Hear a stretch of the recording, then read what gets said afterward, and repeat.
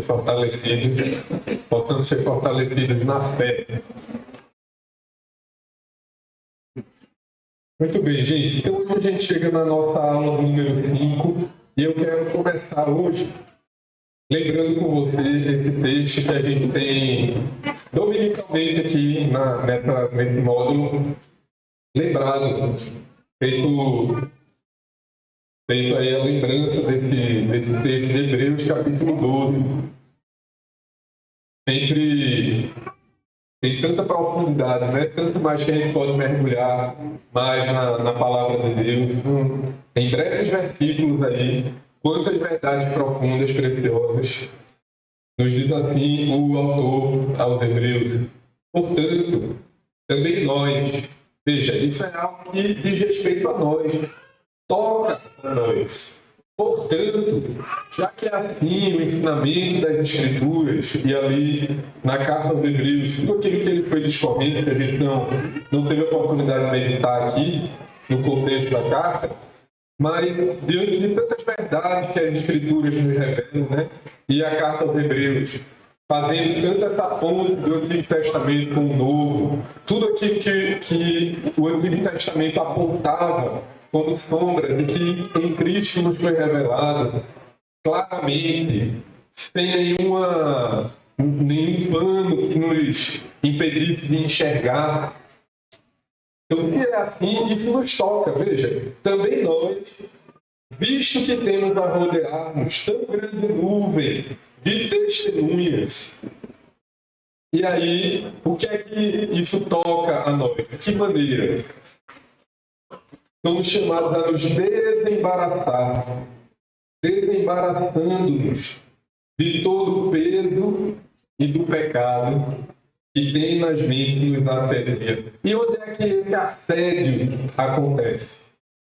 É bom que a pregação ela já poupa o nosso trabalho aqui, né? No coração. É o nosso coração que é assediado. Nossos próprios desejos e cobiças, né?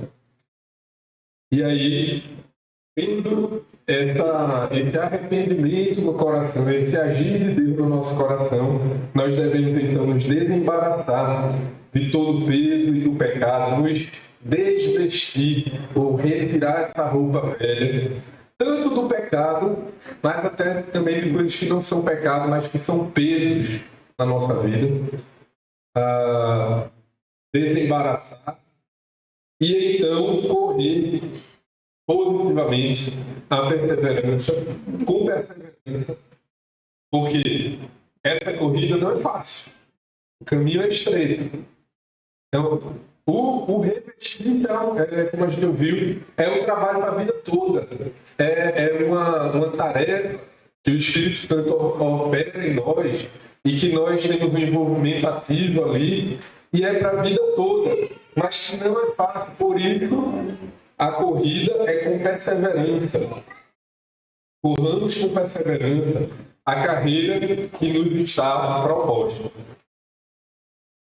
Temos uma carreira proposta a nós, fomos chamados, vocacionados a correr essa carreira. E aí podemos pensar tanto numa vocação individual, cada um aqui, quem está na frente tem o privilégio de olhar para essa diversidade de membros que esse corpo tem e ver uma carreira que cada um tem, que Deus chamou, mas também a carreira da igreja, de cada época. A igreja de cada local tem essa carreira que a gente corre junto. Cada membro ali no seu perfil, naquilo que foi chamado individualmente, mas também nós como igreja local, correndo juntos essa carreira que nos está proposta, tendo essa grande nuvem de testemunhos que está nos vendo, irmãos que estão lá com o Senhor. E devemos correr essa carreira com perseverança, olhando firmemente para o autor e consumador da fé, Jesus, o qual, em troca da alegria que lhe estava proposta, suportou a cruz, não fazendo caso da ignomínia, e está assentado à destra do trono de Deus. Não é olhando para Cristo, e somente em Cristo, colocando a nossa fé nele, que a gente pode correr essa carreira de pé, com perseverança. Considerai, olhando para Cristo, né? Considerai, pois, atentamente. Esse é um trabalho ativo também, que a gente deve considerar com atenção a postura do nosso Senhor Jesus Cristo. Considerai atentamente aquele que suportou tamanha oposição dos pecadores contra si mesmo, para que não vos fatigueis, desmaiando em vossa alma. Desmaiando em vossa alma. Bom, então a gente chega na aula 5 dessa carreira aí da história da igreja. E hoje a gente vai olhar para um precursor da reforma protestante. Como a gente viu na aula passada, inclusive, em meio ali à Idade Média, já entrando para a Idade Moderna, Deus, em sua providência, em sua soberania, no seu controle e governo da história, Ele preservou e vem preservando desde os primórdios os seus santos, o seu povo fiel, que vem perseverando tanto em guardar a doutrina quanto em proclamar a palavra do Senhor. E é interessante a gente notar, porque a gente naturalmente, né, como protestantes, a gente ouve muito e conhece um pouco mais da história da reforma para cá. A gente fala muito sobre a reforma, embora que, como é proveitoso a gente estudar muito mais a vida dos reformadores, o pensamento, o contexto histórico, obrigado, Gaúcho, o contexto histórico ali da reforma protestante, como é bom, como é rico, deixa essa recomendação, mas é muito importante, é muito interessante notar que antes mesmo de Lutero, bem antes, coisa de um século antes, Deus estava ali cuidando do seu povo. Em plena Idade Média, uma era de corrupção da igreja como instituição, de desvio doutrinário assim, em massa, de muita superstição. O Senhor preservava ali homens e mulheres que foram fiéis, que deram suas vidas, né? Lembrando então a aula passada, que perderam suas vidas porque não quiseram abrir mão da sã doutrina, do testemunho fiel do Evangelho, e estão com o Senhor hoje. Mas um homem que ficou destacado também na história da igreja, não é o único, existem outros também que são chamados aí de pré-reformadores. Talvez você nunca tenha ouvido falar sobre eles, mas um deles é esse homem chamado John Huss, ou abrasileirando aí, João Hus, tá? Quem foi esse homem então? John Huss, ele nasceu em 1373 e viveu até o século XV, início do século XV, ali, 1415. Nascido na Boêmia, região da Boêmia, que hoje nós conhecemos como República Tcheca. Esse homem foi um homem muito culto, um erudito, um estudioso, tinha esse perfil acadêmico. John Huss estudou teologia em Praga, que é a capital da Boêmia, era a capital da Boêmia na época, e ali, naquele lugar, ele foi docente, né, atuou como professor, como docente ali, e tornou-se reitor também da Universidade de Praga, no ano de 1402. Então veja, esse homem é aquele homem do pensamento, é o homem das ideias, é o homem dos estudos, e que devotou a sua vida trabalhando ali em defender a verdade, defender as escrituras e refutar o erro, refutar as mentiras e as heresias. Num contexto, e o contexto da época era de muita heresia, muitas mentiras que eram pregadas na Igreja Católica como se fossem verdades. Então ali ele se tornou docente, reitor, e antes disso, um pouquinho antes disso, de se tornar reitor, ele também se tornou um sacerdote. Por que eu estou colocando até aqui sacerdote? Ele não foi um pastor. Após a reforma, ele seria um pastor, né? Mas nessa época ainda a igreja não tinha havido ainda a reforma protestante. Então ele estava dentro do catolicismo. mais inconformado com aqueles desvios da palavra de Deus. Por quê? Porque Deus, na sua soberania, na sua bondade, ele colocou esse homem em acesso, em contato direto com as Escrituras, com a palavra de Deus.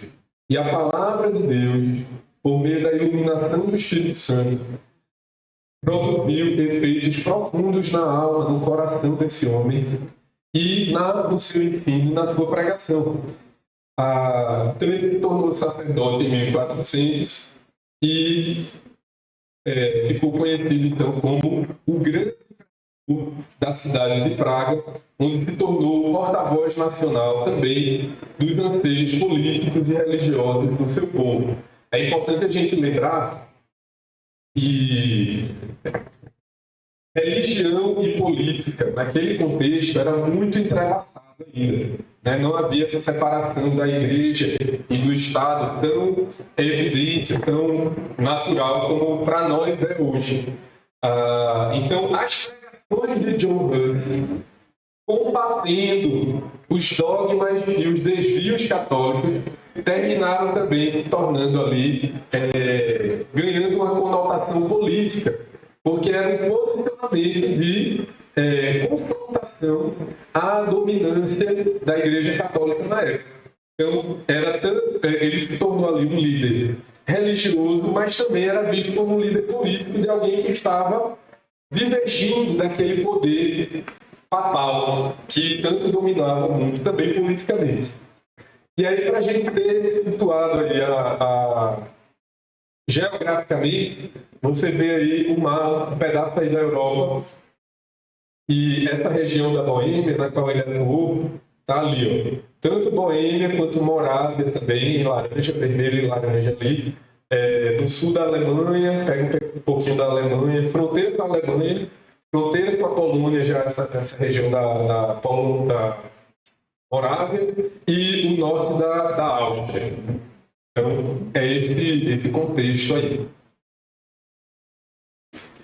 John Huss, ele leu, e aqui entre esse contato dele com as Escrituras, leu e adotou os ensinos de John Wycliffe, que é uma outra grande figura da história da igreja. Quem sabe aí, no módulo mais à frente, a gente possa estudar também o que Deus operou na vida desse homem e através da vida desse homem, John Wycliffe, que foi um teólogo inglês. Então veja, o John Huss está na Boêmia, mas o John Wycliffe era um teólogo inglês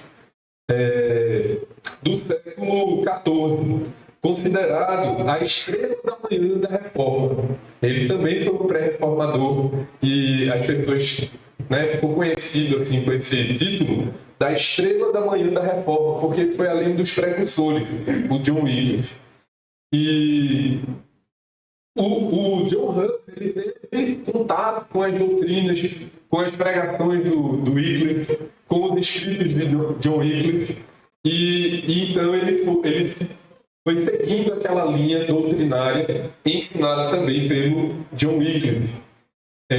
Huss passou a ensinar as doutrinas hereges, veja que herege está entre aspas aí, porque era assim que o tribunal da Inquisição rotulava todo mundo que pregava diferente das doutrinas católico-romanas. Eram chamados de hereges. Pois foi exatamente e conscientemente, não foi uma coisa assim, sem querer, conscientemente, ao ter contato com a verdade da palavra de Deus ensinada por Wycliffe, o John Huss também começa a pregar, sabendo, meus irmãos, de todo o risco que se envolvia. Sabendo quando ele abria a boca dele para criticar a missa, para criticar a adoração aos santos, para criticar a idolatria a Maria, para criticar o purgatório e todas essas outras doutrinas que eram ensinadas ali como verdade pela Igreja Católica, o Wycliffe conscientemente sabia do risco que ele corria. E então ele começa a ser esse pregador dessas doutrinas hereges. E o Wycliffe também pregava. e assim entrou em conflito com a Igreja Papal. Deu as obras de Wycliffe, e essas obras, é preciso a gente dizer também que elas circulavam meio que de maneira subversiva, né? Então era quase que uma coisa assim, que um livreto ia sendo passado aqui, e você lia meio escondido, grupos iam lendo, iam sendo ensinados, discipulados ali, mas era tudo muito arriscado. Por que era arriscado? Você lembra que o Tribunal da Inquisição, algumas características dele era aceitar denúncias anônimas, vizinho denunciando o outro, um parente denunciando o outro. Então, esses livros, se você fosse pego portando um livro desse, ou distribuindo livros, ensinos bíblicos, que hoje a gente de linha protestante, você poderia ser queimado, você poderia ser torturado, você poderia perder tudo, você teria sua vida virada de cabeça para baixo. E sua família também iria pagar um preço alto. Mas o Wycliffe e o John Hus também, eles pregaram e defenderam essas ideias com tenacidade, que um historiador, com tanta tenacidade, John Hus, que ele foi chamado de o Bulldog de Wycliffe. Era um pregador contundente e que defendia as doutrinas de John Wycliffe e ensinava. Ele era um professor. Então, não existe professor neutro, né? Não existe educação neutra. Sempre existe um viés.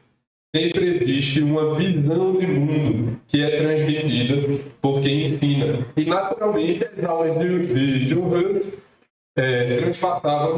transmitiam ou deixavam ver aquilo que ele acreditava. E aí, o Franklin Ferreira, um historiador bem conhecido aqui no Brasil, ele dá esse relato aqui sobre o John Hus.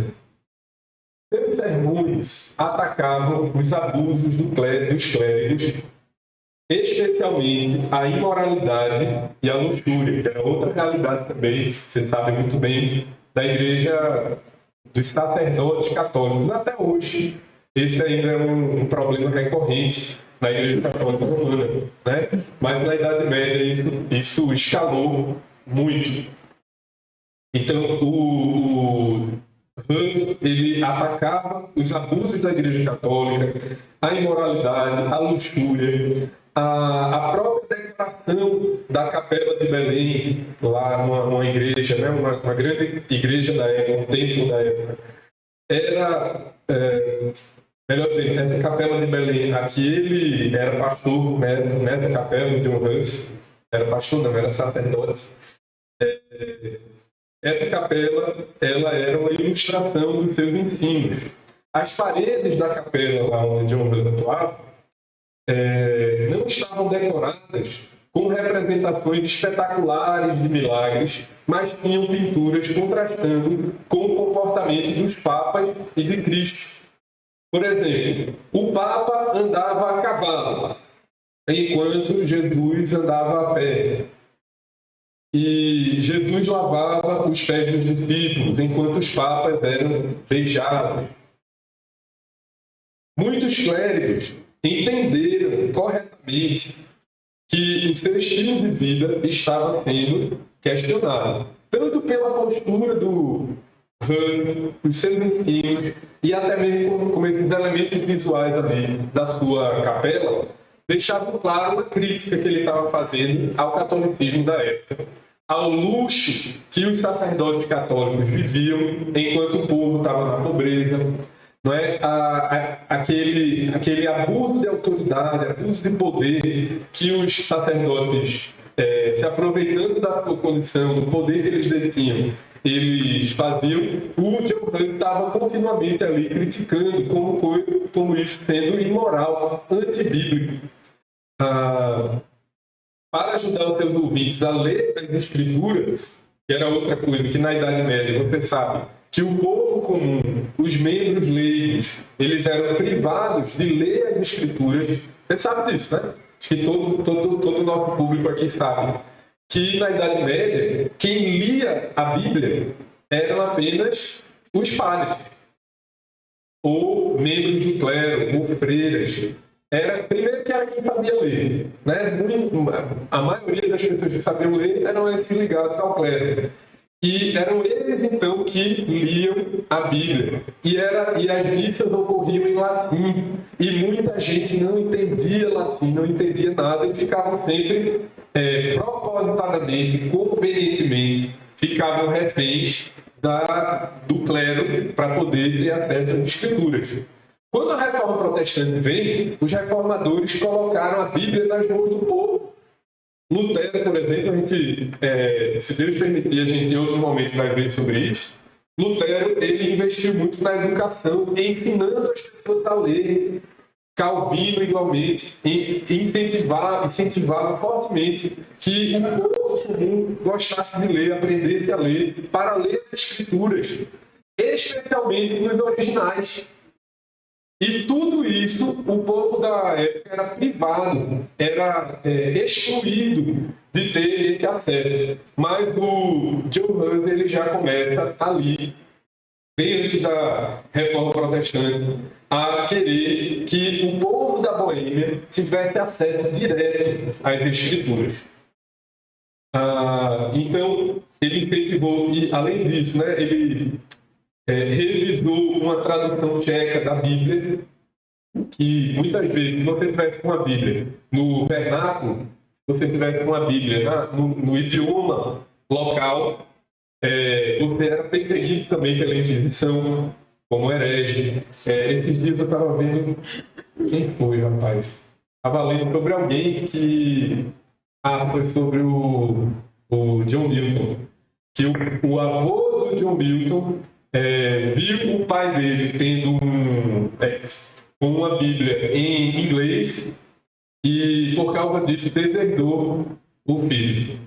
Então isso acontecia muito porque a versão oficial era aquela versão ali em latim, a Vulgata, que era lida na Igreja Católica. Se você tivesse uma Bíblia na sua própria língua, a Igreja Católica já olhava com suspeita. Esse povo está querendo estudar a Bíblia, vai pregar uma doutrina diferente, vai pregar heresia, então eles caçavam e perseguiam. Mas o John Hus já começa ali, em Praga,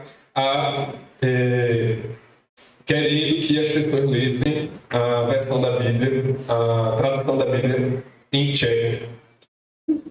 Incentivou também o cântico de hinos congregacionais, sendo que ele mesmo escreveu muitos deles. Sua eloquência e fervor eram tamanhos que aquela capela, em pouco tempo, se transformou no centro do movimento reformador. Então, aquela igreja local ali, ela virou um centro ali, Deus estava operando ali, naquela comunidade, e isso começou a incomodar as lideranças do catolicismo na época. E aí tem essa frase aí do John Hus: nem o Papa é a cabeça, nem são os cardeais e o corpo da Igreja Santa, Católica e Universal. Porque somente Cristo é a cabeça e seus predestinados o corpo, e cada membro um membro deste corpo. Certo? Como é bonito a gente ver aí o solo Cristo, bem antes desse lema ficar cristalizado ali na Reforma Protestante, né? Somente Cristo é a cabeça da Igreja.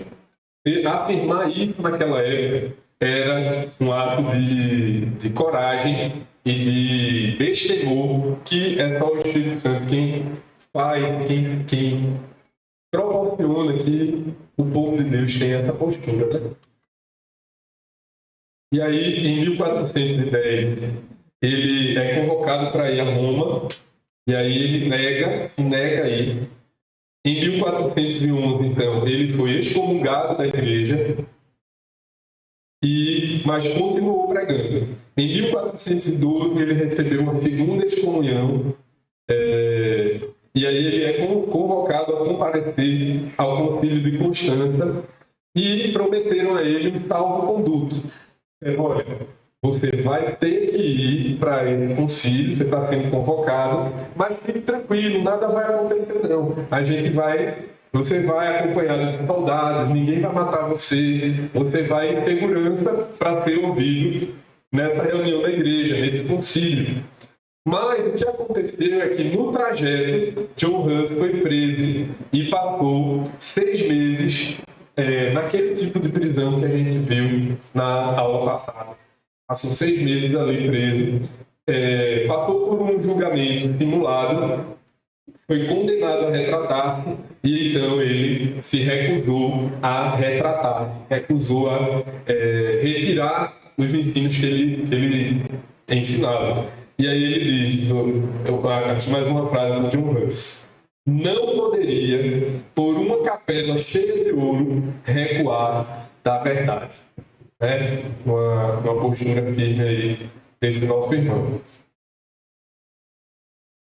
Esse outro slide aí saiu repetido, gente, mas eu quero chamar a atenção para esse último tópico aqui, que em 1415, então, o John Hus, ele, nesse processo, né, nesse julgamento, que era um julgamento totalmente arbitrário, depois de ter ficado tanto tempo na prisão, os seus seguidores ali da Boêmia iam visitá-lo e ele exortando esses irmãos a permanecerem firmes, até que no ano de 1415 ele foi despido,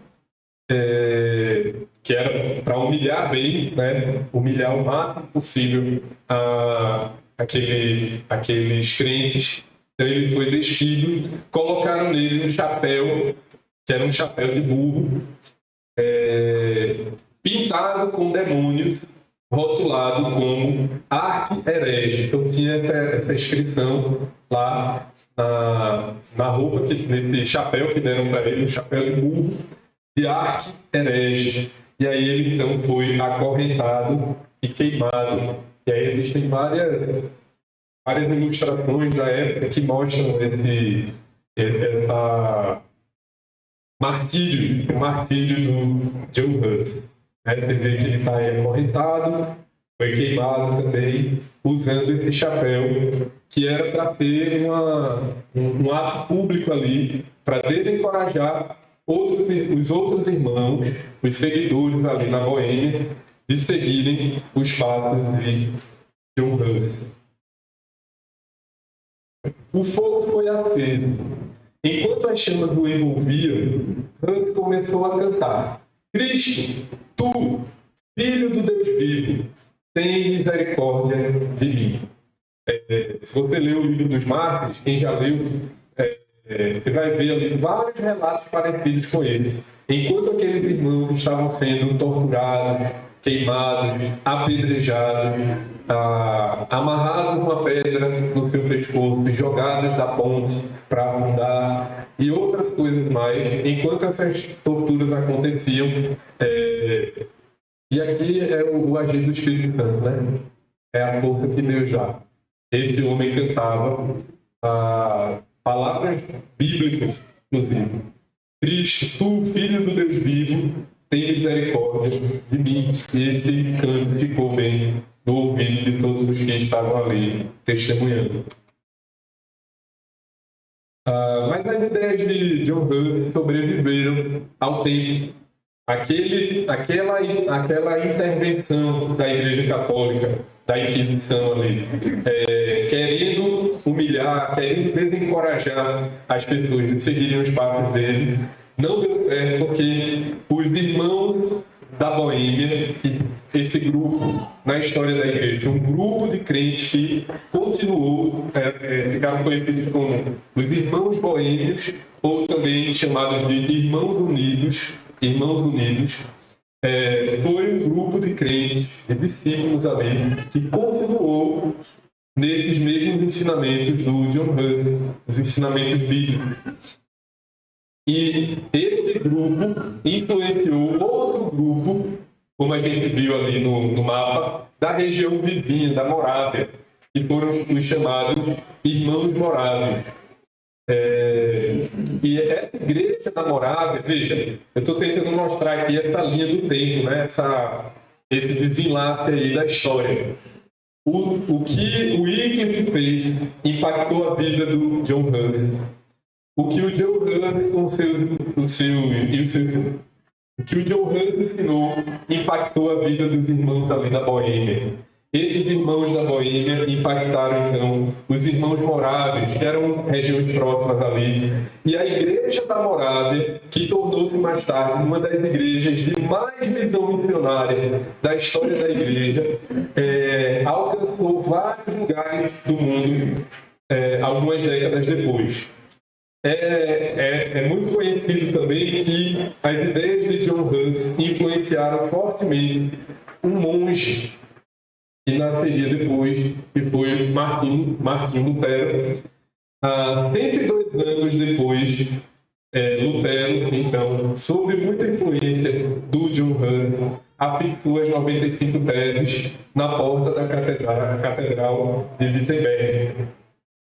E outra grande influência do John Huss, foi a influência dele sobre John Wesley, um outro grande nome da história da Igreja, que iniciou ali já no século XVIII o metodismo.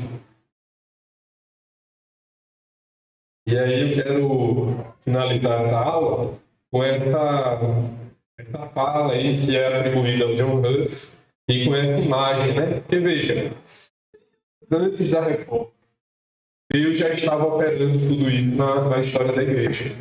E John Huss, então, disse a seguinte frase: vocês podem queimar o ganso, mas daqui a 100 anos surgirá um cisne cujo canto vocês não serão capazes de silenciar.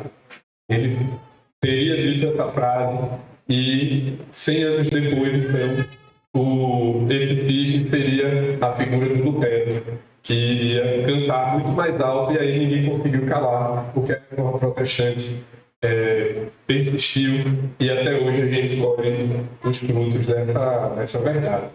Não é? Louvado seja Deus por tudo. O que é que isso nos toca, né, meus irmãos? O que é que tudo isso tem a ver conosco hoje? Um período também de resistência à verdade, um período de perseguição, porque todos os que querem viver piedosamente serão perseguidos em Cristo, não é? Serão perseguidos. O que é que isso tem a ver quanto a nós, né? Como deve ser a nossa vida, como esse testemunho e esse impacto da palavra de Deus atua e vai repercutir na nossa vida, naquilo que nós fomos chamados, né? Como isso deve mexer com cada um de nós. Na verdade, alguém tem alguma dúvida, quer colocar alguma coisa, quer perguntar alguma coisa? Vamos ficar de pé então para orar?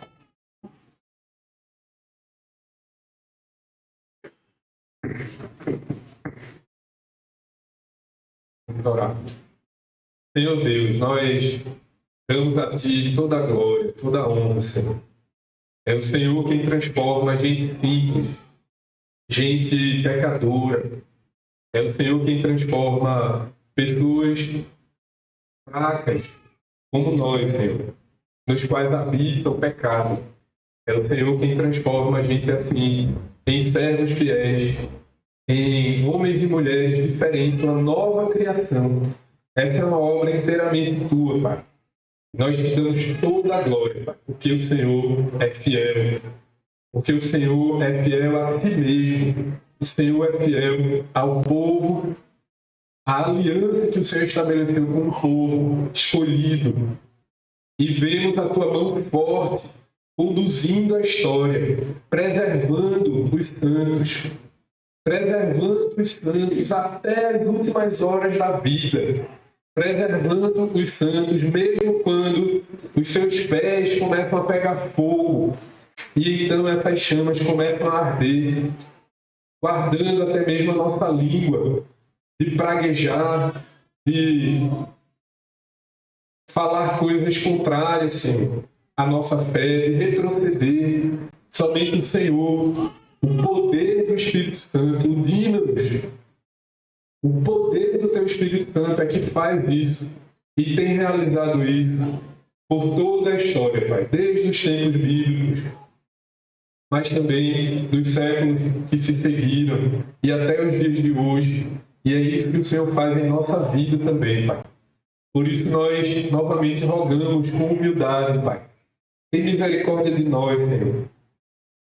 Na tua fidelidade, Pai, continua a fazer a tua obra em nossas vidas, na vida da tua igreja, para que sejamos fiéis ao Senhor, para que preguemos com ousadia a tua palavra, com coragem, com sabedoria, de forma respeitosa, piedosa, Senhor. Equilibrando a piedade com a ousadia. Que o Senhor dê a nós, a cada um de nós, o temor e a intrepidez para a honra e glória do Senhor, Pai. Que a gente seja fiel na pregação, no anúncio, em coisas simples da vida, em permanecermos na verdade, Pai, como esses irmãos boêmios ali, na pregação também. E o Senhor dê graça, Pai, a nós como igreja, em cada passo que demos, Senhor, individualmente, mas também coletivamente. Em nome de Jesus e para a tua glória. Amém.